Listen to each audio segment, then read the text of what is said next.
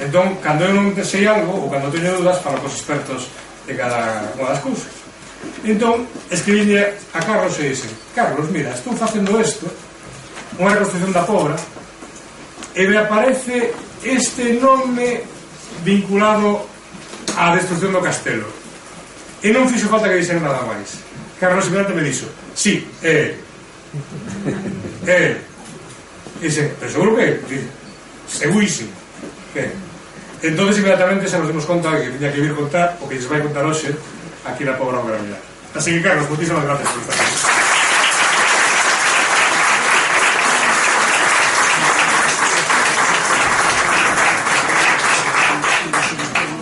Bueno, boas tardes. Como vedes, non hai nada mellor que o presente a un amigo, non? Moito máis cando ven de darnos unha conferencia e o que estamos encantados somos todos. Ainda estamos, en fin, pendientes de todo o que Manolo Gago nos ven de decir de todos eses miles anos para atrás, non? Bueno, primeiro agradecer ao Concello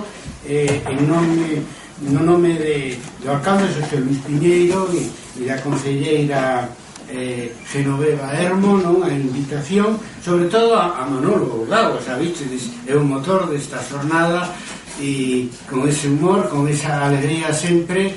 Por lo tanto, eu creo que non hai na USC no ámbito dos investigadores de historia de Galicia ninguén onde que sea tan alegre sempre, é tan voluntarioso, é tan dinámico. Obviamente é un motor desta jornada. A miña conferencia vai ter dúas partes, unha sobre a revolta irmandiña na Pobra do Caramiñal e a segunda parte sobre misteriosa, por culpa de Manolo, que procura que seña un misterio, a origen histórica da procesión das mortallas. Primeiro, el mo pediu e eu vou facer unhas verbas rápidas sobre o que foron os irmandiños en Galicia. Probablemente o feito histórico, unha vez se fixo unha enquisa un medio de comunicación e daba aos irmandiños como feito histórico máis conocido por todo o mundo, non? Me refiro á historia que non é recente, naturalmente. Entón, é un nome que se crea a principio do século XVI, perdón, do século XX, por la historiografía galeguista, unha especie de diminutivo afectivo que ven da palabra en castelán hermandino, etc. Pero realmente eles se consideraban a Santa Irmandade do Reino de Galicia. Fixeron un levantamento exitoso no ano 1467 que protagonizou a xente común dineles do Reino de Galicia contra, palabras deles, os señores, caballeros e prelados do Reino de Galicia, aos que acusaban de facerlles ao resto da poboación unha enorme cantidad de agravios e tamén protestaban polas rentas feudais abusivas. Derrocaron prácticamente todas as fortalezas, torres e castelos do Reino de Galicia, sustituíron as jurisdiccións señoriais pola estrutura administrativa creada pola propia Irmandade e, obviamente, logo da derrota militar dos exércitos dos cabaleiros, pois deixaron de pagar as rentas feudales e de prestar os servicios aos seus señores. Prácticamente neses 2 anos viven sin señor, deixando pois de ser temporalmente vasalos dos señores da cada quen da súa jurisdicción. Un clérigo irmandiño, Ruy Vázquez, na crónica de Santa María de Iria, decía que quedaron por mor da obra da Santa Irmandade os cabaleiros do reino sen terras, sen vasalos. Constituen un poder único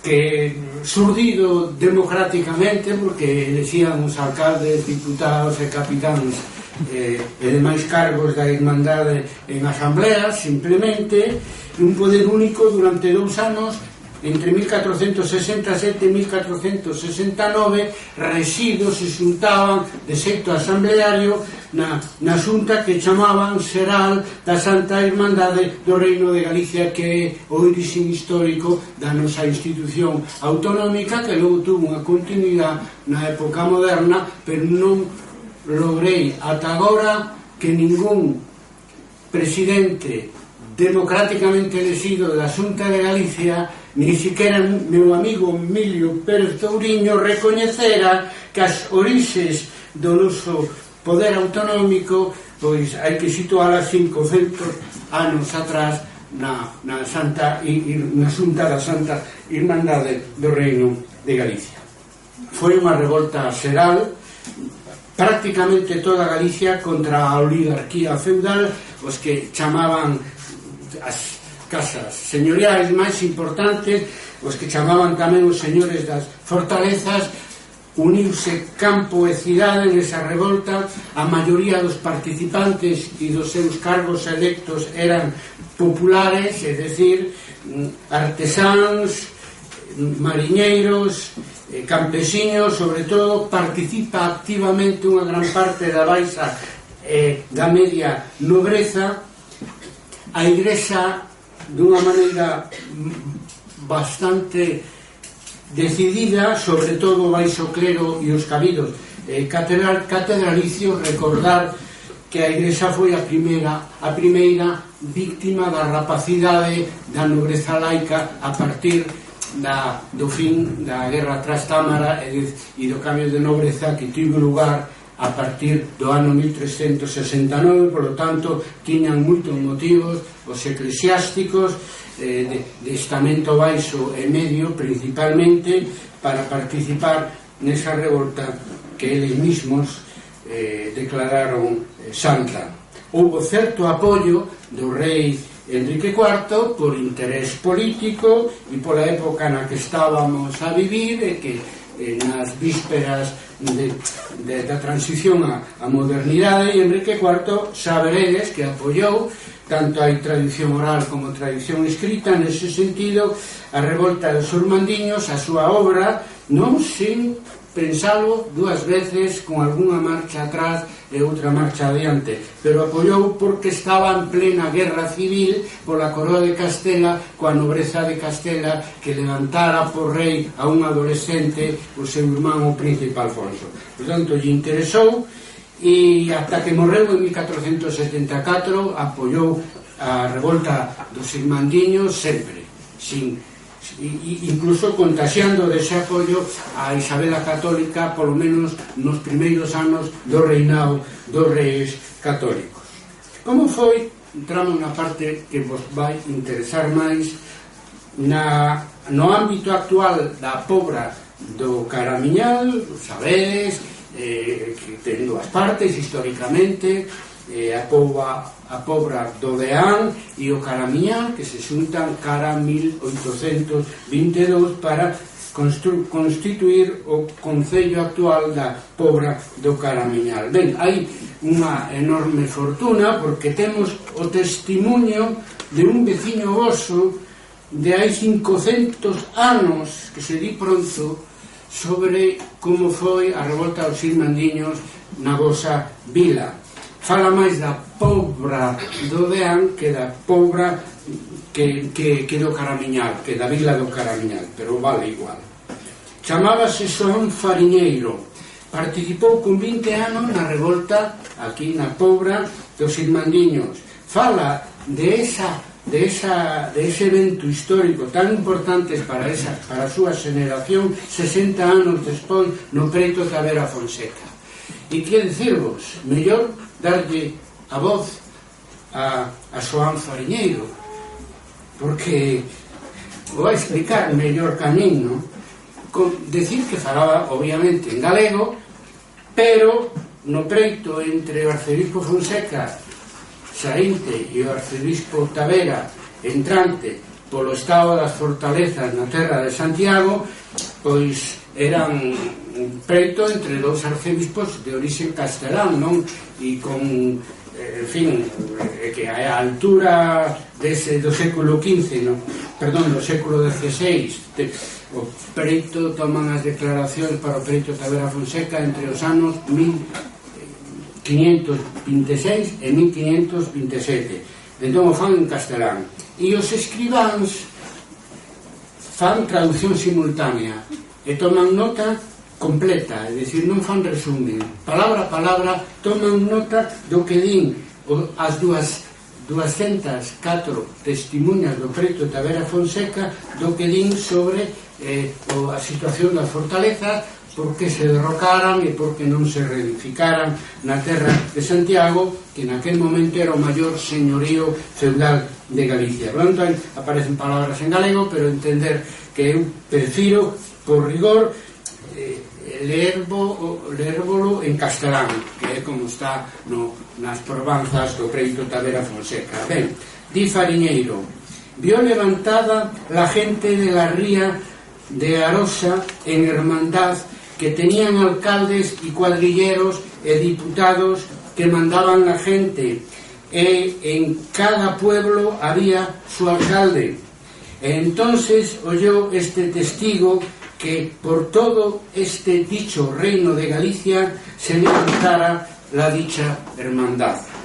Con motivo de esa rebelión masiva contra os señores feudais en Galicia, según Fariñeiro era, y volvo a abrir comillas, por causa y razón de que antes había muchos malhechores y se hacían muchos males y robos y que se acogían a las fortalezas. Correu a voz naquel momento, dende antes da revolta hasta principios do século XVI, de que as fortalezas eran niños de malfeitores. Eu estudiei isto nun libro salesiano, Mentalidade Xusticeira dos Irmandiños. Hasta aí fala Fariñeiro do levantamento xeral. Non di nada distinto do que a maior parte das testemunhas din cando falan desde outros concellos ou provincias de Galicia. Logo concreta de como fixeron a revolta na Póupora do Deán. E, bueno, iso é claro, máis interesante, non? Vio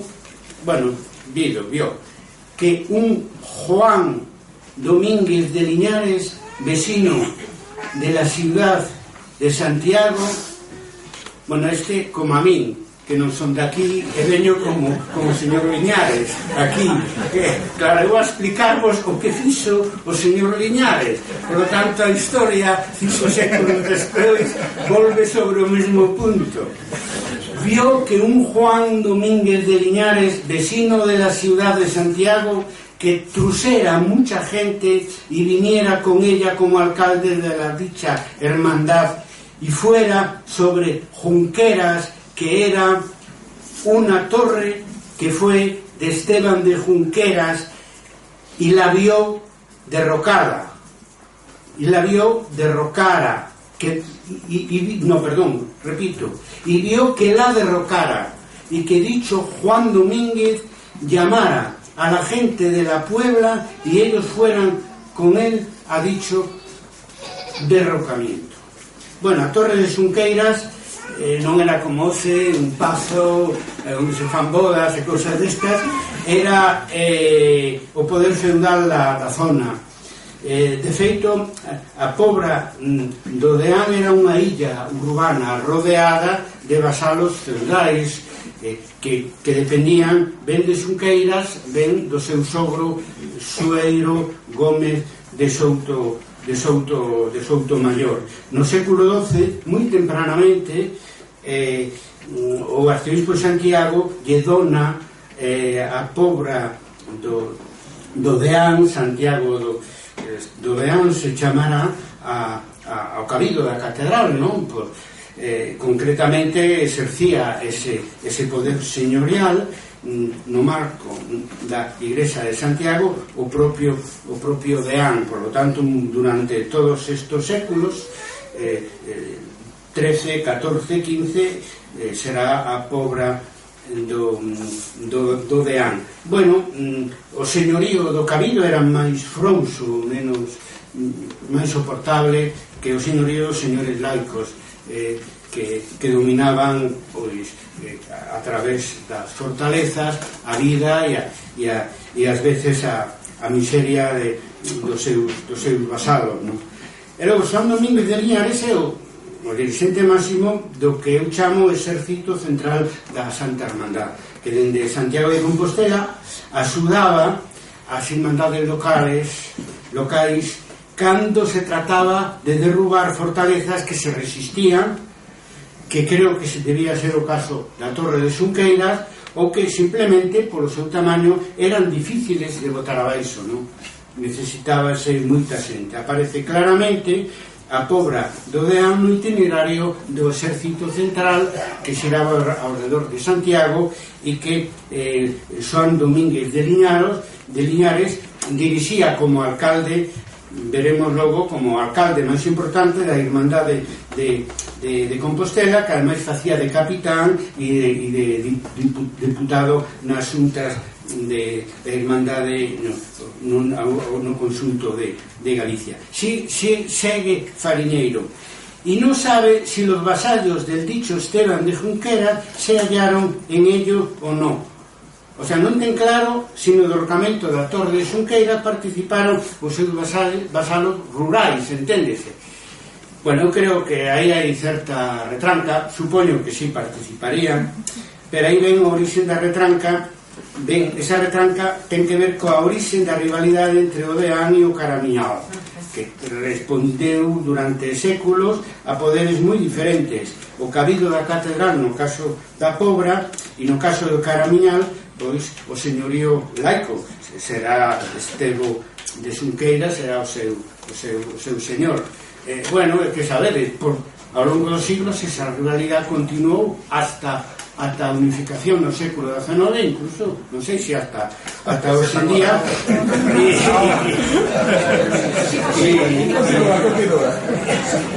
Bueno, máis adiante di Fariñeiro: asimismo los de la dicha hermandad derrocaron otra fortaleza que había en la dicha villa de la Puebla, que era fortaleza antigua y era del deán de Santiago y que no tenía sino una vara de casa sin outra cerca ni aposento.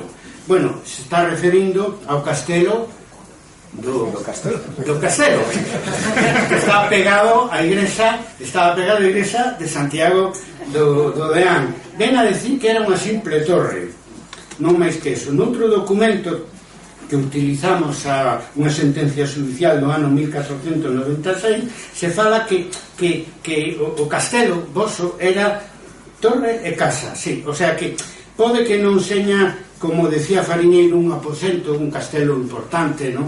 Pero de todas maneiras as torres tamén se habitaban por parte do vicario, en este caso do Deán, a súa familia e algunha guarnición que con toda militar tiña, verdad? Tamén fala de que tiña casas anexas, é dicir, que xa naquel momento onde estaba a igrexa de Santiago do Deán e onde estaba o castelo, pois era un núcleo urbano, etc. Os restos, en fin, están desaparecidos. Non digo que baixo as losetas actuales pois pode haber os cementos, porque do resto non quedou nada. Contase nese documento de 1496 que os vecinos levaron a pedra, a madeira e o clavazón, é dicir, os clavos non deixaron nada absolutamente ali no castelo do Deán. Nese documento de 1496 queda claro que quen derriba a Torre do Deán son propios irmandiños da Pobra, é dicir, e aí se fala que o Concello actuou por su propia autoridade, e o que máis nos interesa é que non precisou a axuda da Irmandade de Santiago. Eu creo que simplemente porque a torre non ofreceu resistencia, ou seguramente as dúas cousas, simplemente porque o Cabildo de Santiago era parte moi importante da Irmandade, igual das outras catedrais. Por lo tanto, aceptaban, tiñan asumido, digamos, que era unha revolta xusta, e aquí se volve a repetir outra vez que os veciños da Pobra, según neste caso a sentencia judicial de 1496, dicen que o Castelo Voso estuvo sempre en poder de ladrones e robadores. Eu creo que simplemente é o que se repite por toda Galicia, de que as guarnicións das torres e dos castelos, das fortalezas, se dedicaban a sacar o seu sustento, é dicir, roubar vacas para alimentarse, secuestrar xente, etc., nese período final de crise do feudalismo.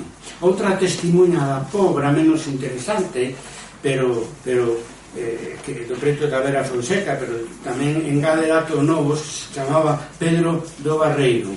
Por exemplo, dá o nome do alcalde local dos Irmandiños, da Santa Irmandade, que se chamaba Fernán Tarela, constame que é un apelido que por a zona existía, e ao mellor o atopou na súa investigación a miña compañeira Ana Bumillón, que vai falar dos nomes e dos lugares da Pobra na época medieval. É curioso porque Pedro do Barreiro estivo con unha irmandade anterior que funcionou en Santiago e nos seus arredores entre 1458 e 1466, foi a Sevilla, e que ali viga como irmandade de Sevilla asalteaba oito salteadores. O sea, a maneira de aplicar a pena de morte das irmandades en toda a coroa de Castela era con frechas de ballesta, de besta, como o martirio de San Sebastián. Tamén se facía aquí, logo comentaremos.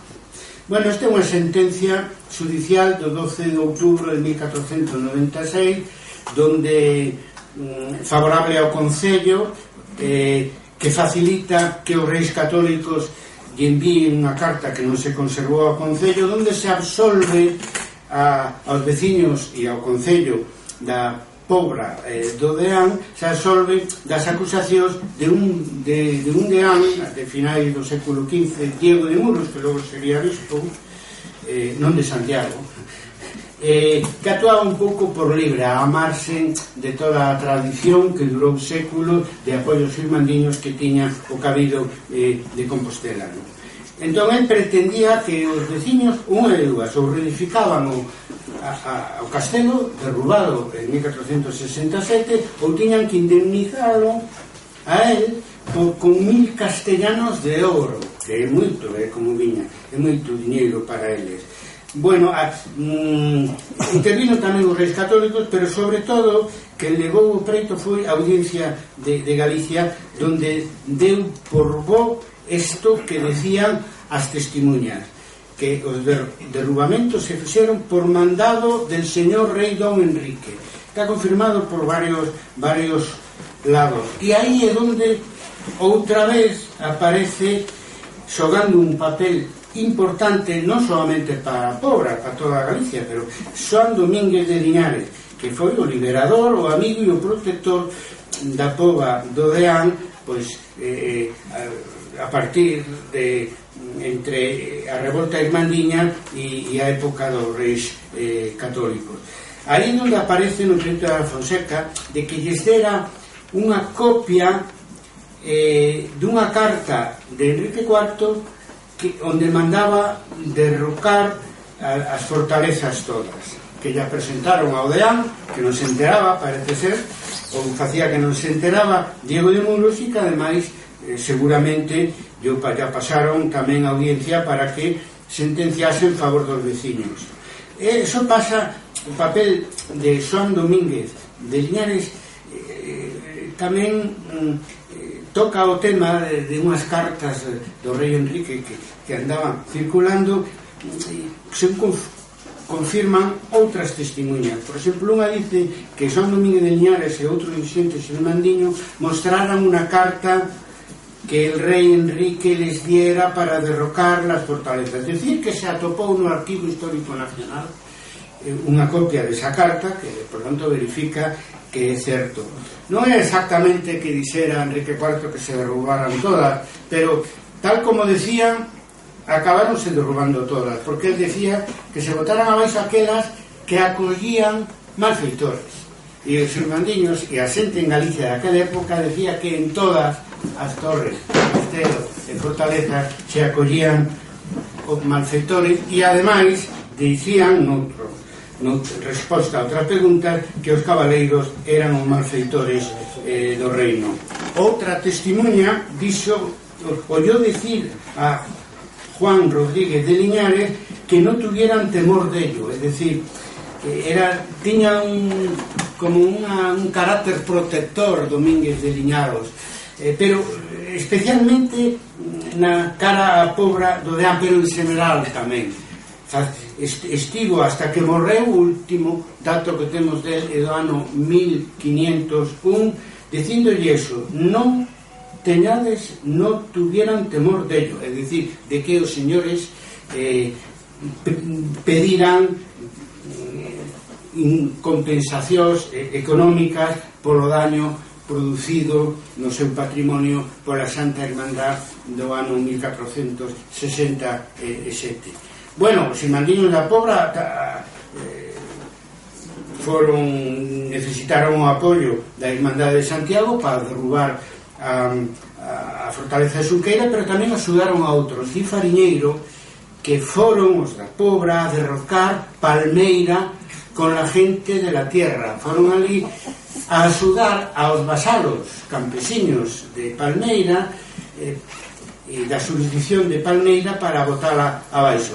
Era do sogro de Estevo de Xunqueira Sueiro Gómez de Soutomayor, que era tamén un señor de Rianxo. En toda esta zona da Ría da Lousa pois tiña moita forza, é dicir que Estevo de Xunqueiras supo casar ben nese sentido, non?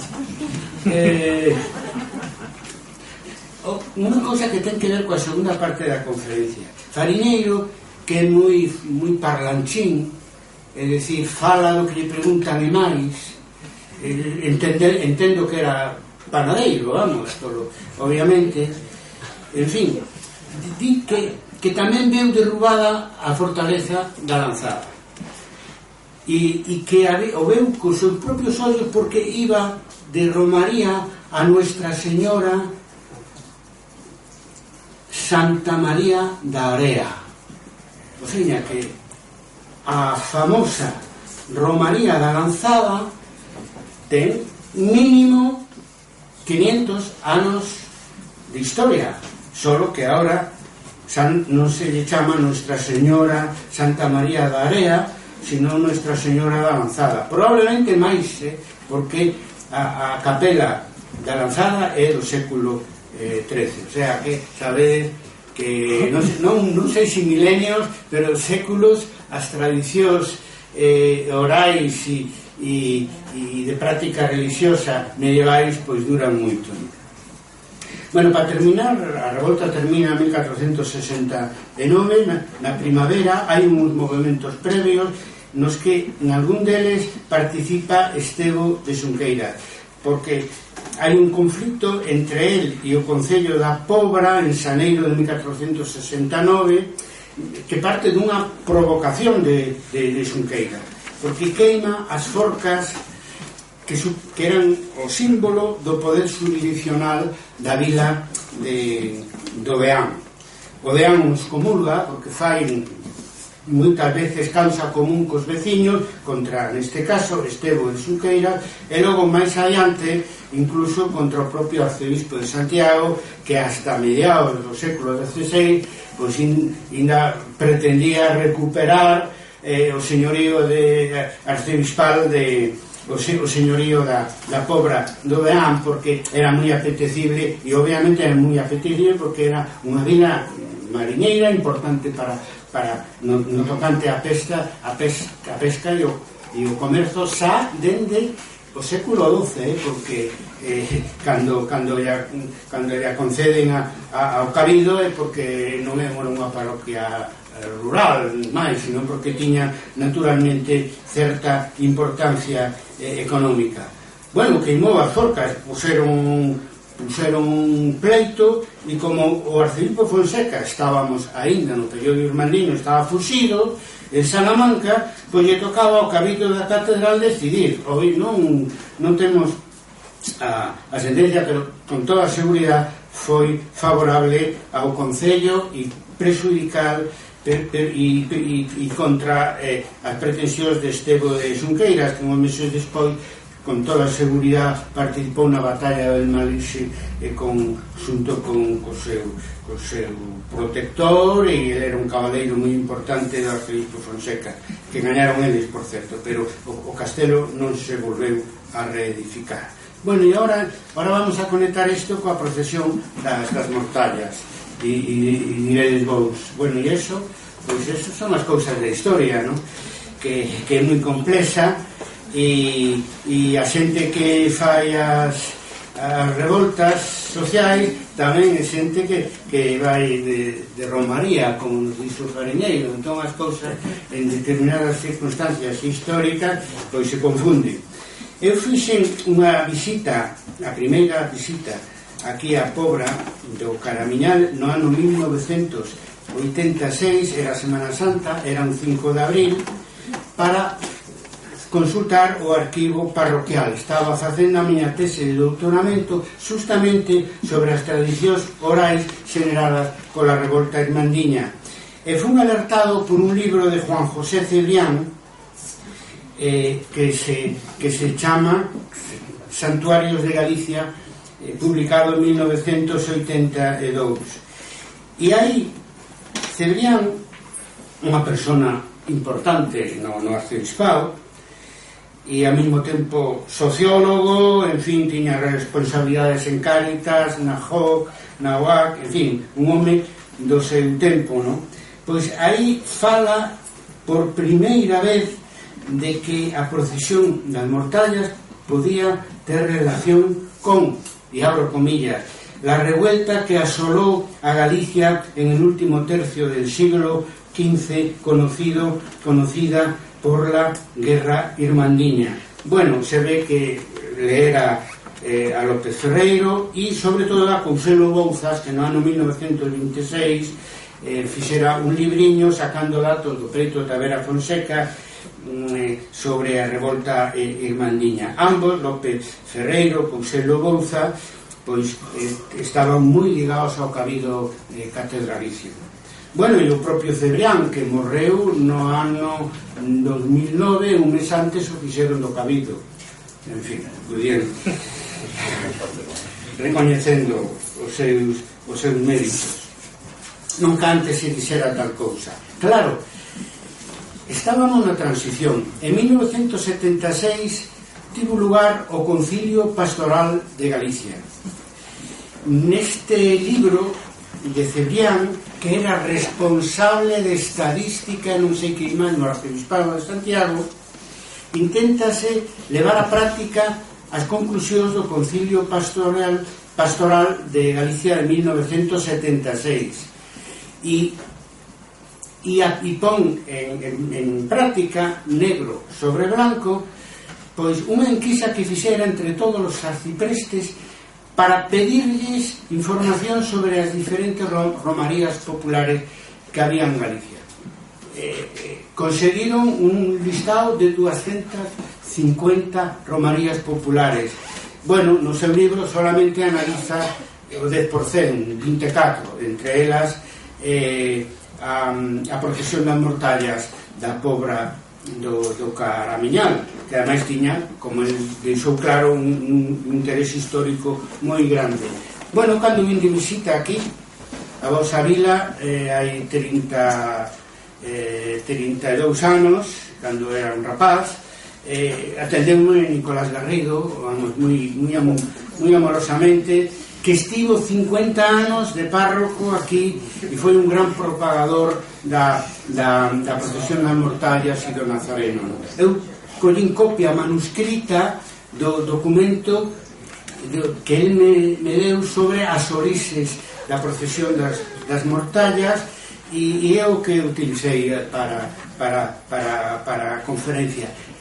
Quedei pois un pouco en dúbidas, e me convenceu completamente o estudio que estaba a facer do Preto de la Fonseca, onde aparecía claramente a relación tan especial do máximo dirixente irmandiño de Santiago, Xoán Domínguez de Liñares, coa pobra do Deán.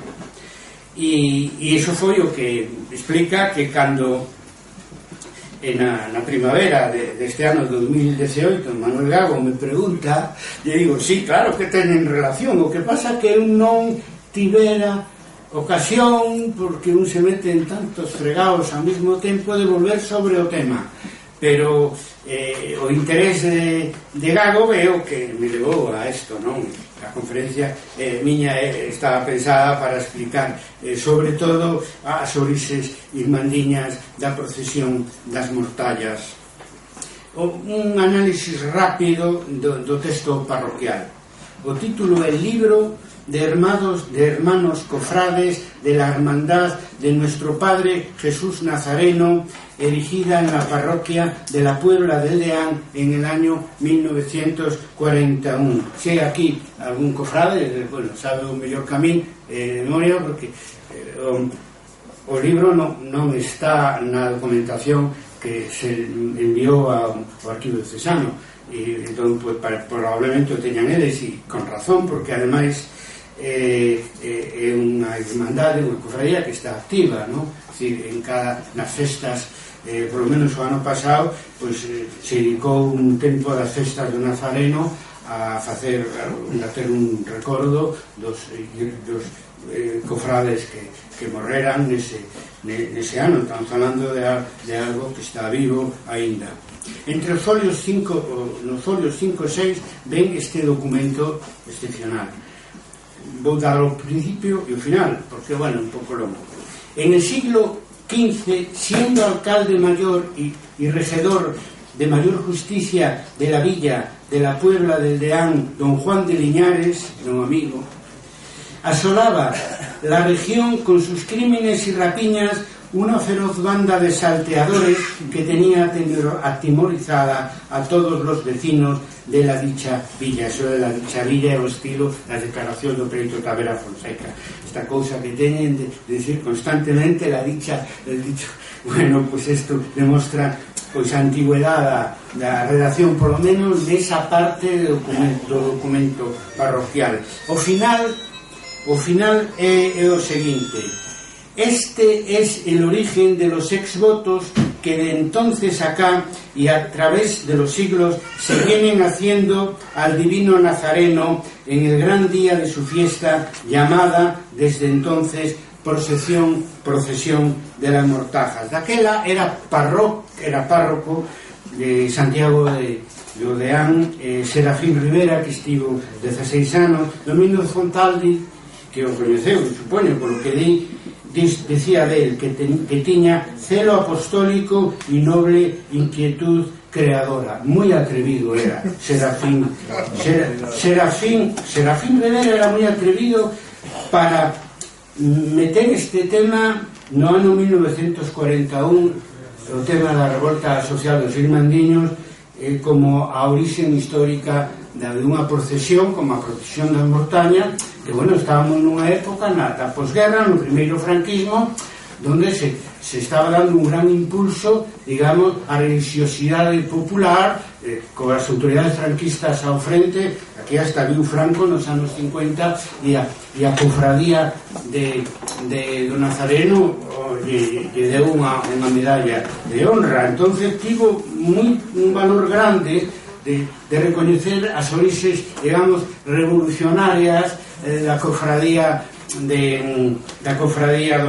do Nazareno e da procesión das montañas. Bueno, foi moi importante porque supuso un recoñecemento oficial de unha procesión popular como a procesión das montañas. Claro, este texto que comeza coas orixes medievais da procesión das mortañas, é anterior a Serafín Rivera, eso seguro, porque él mismo buscou en Santiago se había máis papeles sobre isto. Por lo tanto, é claro que él e a cofradía herda, digamos, algo que xa existía no arquivo parroquial ou que lle contaron, non? Creo que de todo, porque aí aparecen interpolados e sintetizados probablemente varios documentos que non se conservaron e tamén xunto con unha tradición oral, non? Se ve nese documento que hai varias mans e que se engaden cousas en distintos momentos.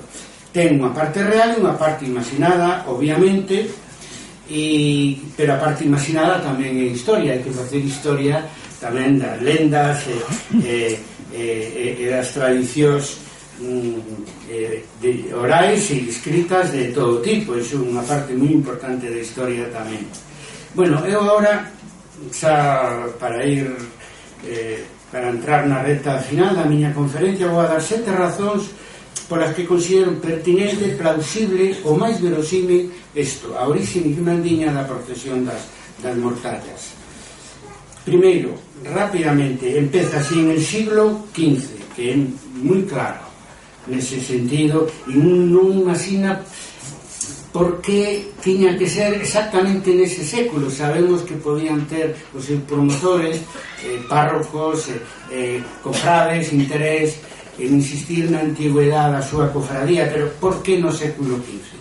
Bueno, Emilio Álvarez, un sacerdote eligueso ilustre, que do que volverei a falar no pueblo gallego do 14 de setembro de 1968, especifica, antes de Cibriano, especifica que a orixe desa procesión é en tiempos anteriores al reinado de los reyes católicos, es decir, a época dos irmandiños, o sea que saber sabían. De logo fala de Juan Liñares. Temos para nós que este Juan Liñares é, sin dúbida, outros xa o pensaron antes, pero eu, digamos, quero insistir nesto, era Xoán Domínguez de Liñares, o que era o presidente principal da Santa Irmandade en Santiago e na súa zona de influencia.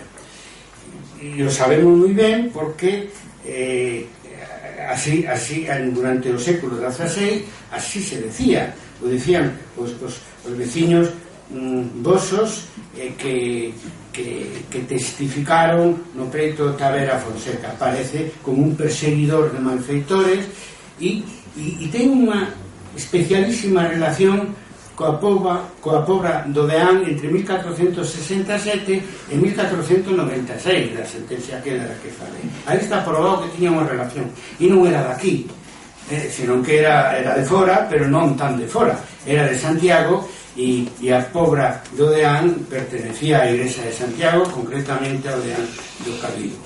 Bueno, pode extrañar que desaparecera o primeiro apelido Domínguez, en vez de Xoán Domínguez de Liñares, dice solamente Xoán de Liñares. Eu creo que un motivo pode ser calquera cousa, porque ao longo do tempo calquer cambio pode sucederse, son moitas mansas que interven, pero unha delas que se din Xoán Domínguez, pois hai moitos con ese nome e apellido. Concretamente aquí na Pobra está, que era de Caramiñán, hai que decir, pero bueno, logo vimos a vivir para Odeán, un Juan Domínguez de Xiance ou Viance, que en 1572 fixo a capela de Alba na igrexa do Castelo. Entón, se cadra mellor non quería que houbera confusión entre o Xoán Domínguez que fixo a tan importante, a primeira grande capela da igrexa de Santiago de Odeán, con Xoán Domínguez do século XV. Bueno, están aí os datos. Logo, o tratamento é un pouco longo. Alcalde maior e regedor de maior justicia. Bueno, isto é aplicable a Xoán Domínguez de Liñares, seguro, porque era o primus inter pares entre os alcaldes de Santiago, que había varios. e non se conservou ningún documento da Irmandade de Santiago. Pero sin Ourense, por exemplo, Nuno Dousende aparece como alcalde maior da Santa Irmandade da dita cidade e provinza do Bispado de Ourense. Este é o título oficial que, por los datos que temos, aparece como primeiro deles dos alcaldes e con un protagonismo moi grande. Podía ser o título, digamos, o cargo exacto que ocupaba Xoán Domínguez de Liñares. Pero con todo non quedamos contentos, porque o título responde a un tratamento non só longo, sino ampuloso, ¿no? Alcalde maior, resedor, de maior justicia, que demasiado, non sei por que isto. Bueno, busquei na documentación, sobre todo demasiado para unha vila pequena, ¿no?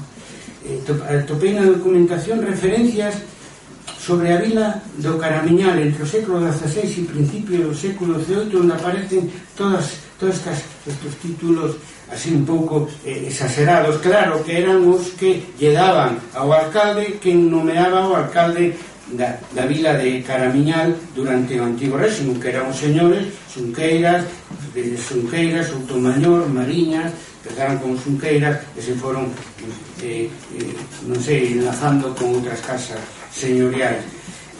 Por lo tanto, é unha pista sobre o período, é dicir, antigo réxime, en que se pudo redactar este título tan exagerado e tan florido. E probablemente o autor, a mellor alguén do Caramiñal, porque desde logo na Porga do Deán era imposible. Pertenecía á Igrexa de Santiago, e tanto en Santiago como nas vilas da terra de Santiago se elixían solamente alcaldes ordinarios. O único cargo que se chamaba alcalde maior era o alcalde maior nomeado por o propio arzobispo para toda a terra de Santiago.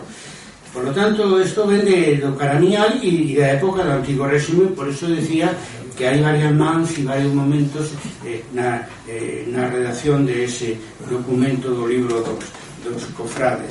Tamén, despois de 1480, os únicos alcaldes maiores que teñen realmente autoridade transmitida pola monarquía, eran os alcaldes maiores da Audiencia de Galicia. Por lo tanto, poñerlle todos os títulos pois a unha vila pequena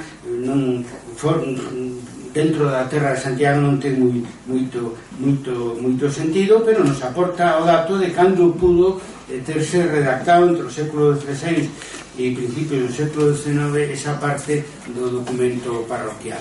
Logo se fala dunha feroz banda de salteadores que atemorizaba a vila de Dodeán. Bueno, isto reflicta ben o ambiente pre-irmandiño.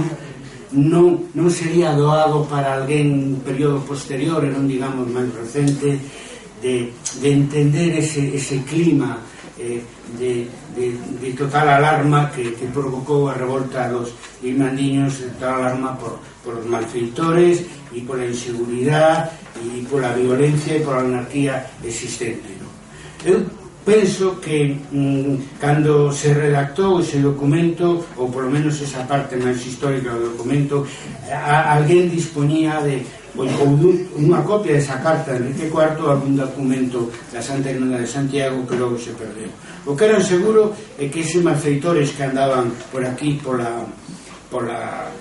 no século XV pola Pobra do Deán saían da Torre de Xunqueiras, porque aí é onde se concitan toda a ira contra as fortalezas neste punto, igual que no resto de Galicia se chegou a decir que si eran despistados e que andaban roubando aos peregrinos, pero por aquí non pasaba o Camiño de Santiago, senón que, como no resto de Galicia, se trataba simplemente de xente da guarnición da Torre de Xunqueiras. Ben, na Santa Irmandade hai unha devoción sentida e interesada nas testemunhas do perito Tavera Fonseca. Por exemplo, o que din unha sobre os derrocamentos: eran servicio de Dios e del Rei. Eso se repite moito. Outra, le llamaban Santa Hermandad e que era venida del cielo. Sabemos que o nome de Santa traen moita polémica posterior, porque os contrarios decían que non era santa, sino un fusqueña, escura, tenebrosa, etc. E logo tamén decían que ian unha testimonha que ian a derrocar como se foran en romería, outra vez a revolta e a romería misturadas. Os dirigentes seguro que eran os primeiros e os máis interesados en facer sentir, digamos, esa devoción e ese carácter, digamos, santo da súa revolta, como di Ruy Vázquez, que a Santa Hermandad mandou un adeus para castigar aos cabaleiros polo seu pecado, simplemente. O dirigente seguro que era un exemplo. Por lo me parece creíble que Xoán Domínguez de Liñares participara en alguna procesión aquí, ¿no? Ven cando fixo a súa visita para derrocar a Torre de Xunqueira en 1467 ou despois, pero é moi curioso a súa relación sempre cos pobrenses que por lo menos está ben documentada durante os 30 anos seguintes.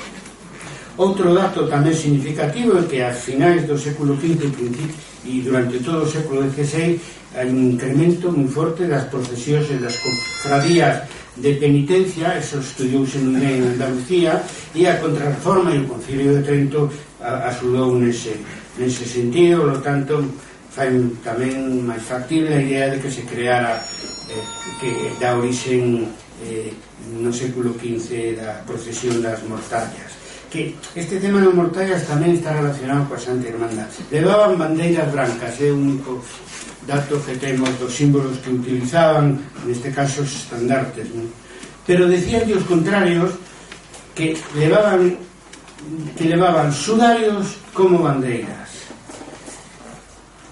Claro, eles, se levaban bandeiras blancas e consideraban santa a súa obra, pois era porque o color blanco pois simbolizaba a luz divina, pero tamén a saba, é dicir, o lenzo que ponían aos difuntos para enterrarlos. Por lo tanto, aí tamén é unha relación. Despois se usa color morado hasta o día de hoxe por parte dos ofrecidos, como sabemos. Eso ven da época barroca. Hoxe en día, aínda nunha zona de influencia de Galicia, como son algúns povos de Zamora e León, aínda hai procesións onde se ponen mortallas brancas os veciños. Se trata de povos pequenos.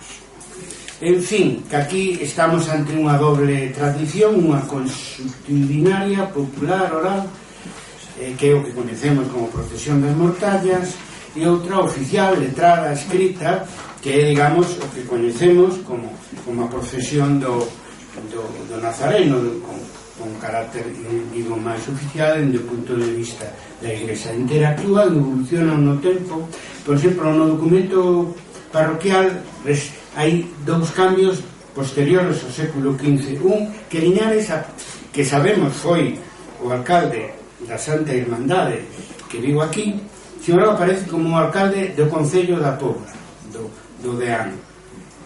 E a outra novela é que a vinculación da procesión das mortallas co culto a Nazareno. Sobre o primeiro, eu creo que é incoherente, porque si no documento parroquial aparece Liñares castigando con pena de morte a esos salteadores, logo os perdoa, pois eso non o podía facer un alcalde municipal, porque os alcaldes dos concellos non tiñan esa posibilidad de condenar a morte, nin os alcaldes dos día tampouco.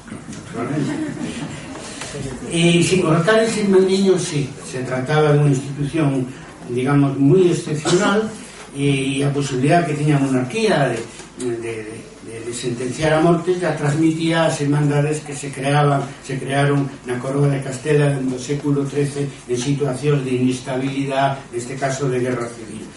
E aquí hai un caso concreto. En Santiago collen a un malfeitor que roubou unha pescada no mercado e o matan a maneira da irmandade con flechas. E aí estivo, obviamente, Xoán Domínguez de Liñares, porque era digamos, o alcalde maior da Irmandade de Santiago e da terra de Santiago, si facemos caso aos que foron redactando, incluindo datos históricos neste documento da vosa parroquial do DEAN. Bueno, este cambio de alcalde a Santa Irmandade a alcalde do Concello por parte de Liñares, aquí non hai ningún Xoán Liñares no que eu busquei na documentación nin da zona vosa, pero é normal porque a partir do século XVII desaparece a memoria dos irmandiños. Eu estudiei hasta a maioría oral. Eu estudiei na miña tese hasta o ano 1674, pero a principios do século XVII, de 1600, xa se perdeu, polo menos do punto de vista popular, a memoria dos irmandiños. Entonces é normal que se esquecera, cando eso se puso sobre o papel, se esquecera xa a Santa Irmandade de 1467 e houbera interés de que o Concello xogara un papel moi importante nunha tradición religiosa, no que hoxe, co tempo, acabou sendo a festa religiosa máis importante da proba do DEAN. Tanto é un tanto que se apuntaron os concelleiros ou alcaldes daquel momento a aparecer así, neste caso nun documento religioso, como na orixen de unha romaría tan importante.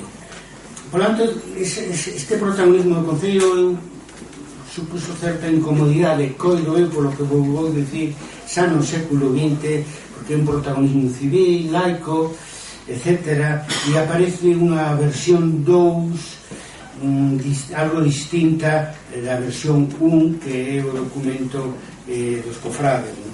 E aí xa non aparece nin o alcalde nin concello, o sea, quen perdoa aos malfeitores que estaban condenados a morte xa non é o alcalde, neste caso transformado nun alcalde do concello, senón pois é a Igrexa. E ese cambio non tivo éxito, porque o que acabou en fin, indo a misa, digamos, é o documento do que estamos a falar aquí, que se conservou tantos anos na igrexa parroquial e que os están máis dos cofrades, parece ser. Quen intentou este cambio? Bueno, un personaxe importante, xa non o nomeei, Emilio Álvarez. Emilio Álvarez foi capelán con Alfonso XIII, prelado doméstico do Papa Pío XII, sabía do que estaba a falar, foi o que dixo que a orixen era nos tempos anteriores aos reis católicos, morreu en 1954.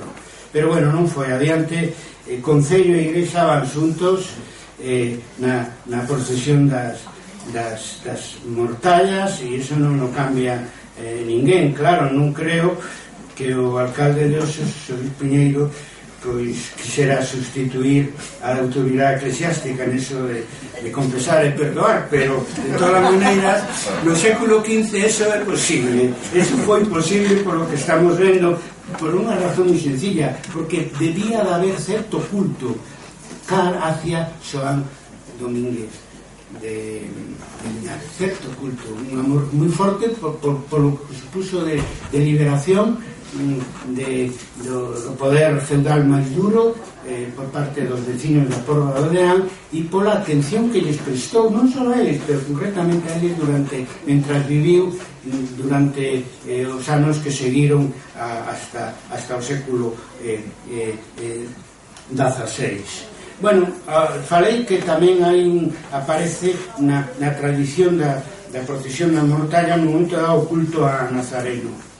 A procesión das mortallas acaba sendo, nun momento dado, a procesión do Nazareno. Se fundan ambas cousas.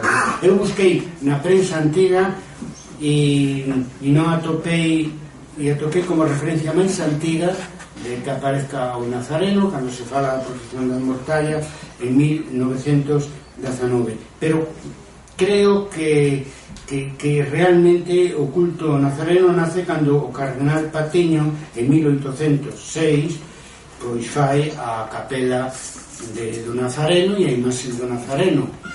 O sea, e que será, por lo tanto, no século XIX cando se vai producindo esa convergencia entre a procesión popular das mortallas e o curso e o culto ao Nazareno, e o culto ao Nazareno foi a maneira que tivo a Igrexa, digamos, de oficializar unha procesión popular que viña de moi antigo, que era a procesión das mortallas, porque antes de 1806 non aparece nin cofradía, nin capela, nin imaxe do Nazareno aquí na igrexa de Santiago do Deán.